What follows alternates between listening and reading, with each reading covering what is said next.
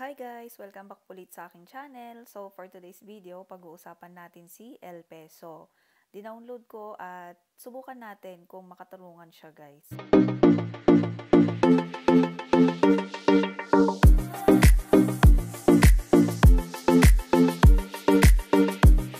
So gaya ng dati, magre-register muna tayo dito guys. Maglalagay muna tayo ng number and then hihintayin natin yung PIN na isi-send sa number natin. Ayan, and then click nyo lang yung register. And then dito, yung sa tips niya is mag-a-agree kayo dito guys sa mga permission nila. I-allow-allow nyo lang yan. Ayan, and then agree. Ayan siya. So, lucky guy. And then dito, meron siyang low interest daw. Long term at saka installment repayment. So, ayan guys. And then, meron silang 365 days at saka 91 days yung loan product nila. Pero yung 365 days is yung authorization lang. Dito ka maglalagay ng mga information mo. So, pipindutin muna natin yung authorization para makapag-fill up tayo ng mga basic information natin. Ayan. So, hindi pa yan yung totoong maano natin guys, malulone natin. Ayan. Mag-fill up muna tayo dito. Dito, yung mga name, mga ganon guys. Lahat yan i-fill up nyo and then next. Yung susunod is yung sa address naman guys. Maglagay kayo ng mga address nyo dito. Then next is yung sa contact number. 3 ang kailangan niya just in case na hindi kayo matawagan guys. So, ayan. And then, ID, mag-upload kayo ng IDs nyo. So, ang kailangan ng mga IDs ay yung mga primary ID pa din guys. Yung mga UMID, passport, mga ganon. Ayan, confirm nyo lang guys para sa account natin. So, dito, ongoing na yung authorization. So, babalik tayo sa app and then itatry natin i-loan yung smaller amount muna para masundan natin. So, dito, loan amount natin is 500. Ang makukuha mo na lang ay 325 kasi meron silang processing fee na 175. At ang due date mo dito ay 7 days na principal loan yung babayaran mo. So, hindi ako kumbinsido sa installment na sinasabi nila kasi yung unang installment mo, halos bayad na yung niloan natin na 500. Kaya huwag kayong maniniwala doon. Ayan guys, parang din ito, nangi-scam lang sila, parang bait din, nang-bait lang sila. Ayan.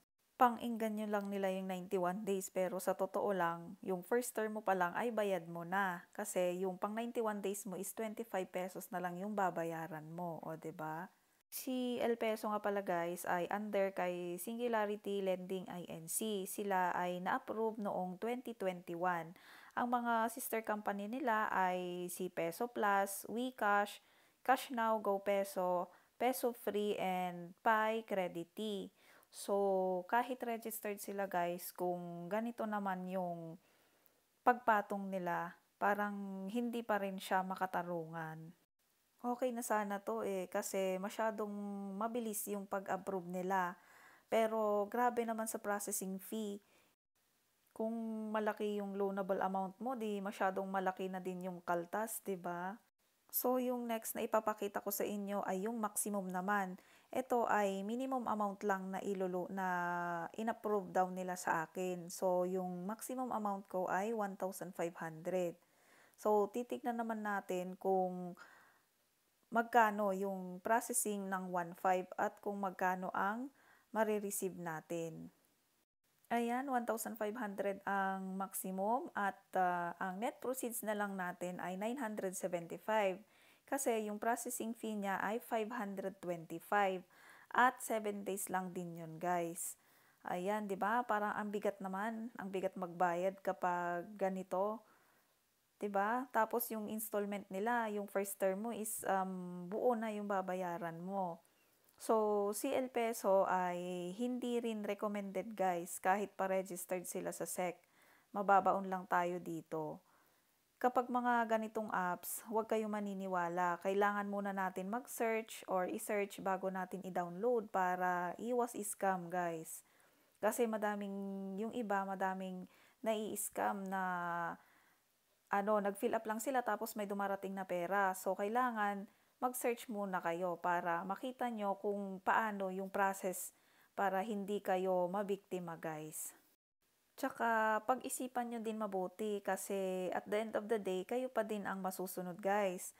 Maging responsible borrower lang po para iwas stress. O, 'di ba? Wala kayong problema. Or better, pag nakita nyo na yung mga red flags, wag nyo na lang ituloy. Wag nyo nang i-download. At para sa mga di pa nakakapag-subscribe, consider subscribing para ma-update kayo sa mga bago ko pang mga uploads na kagaya nito. Bye!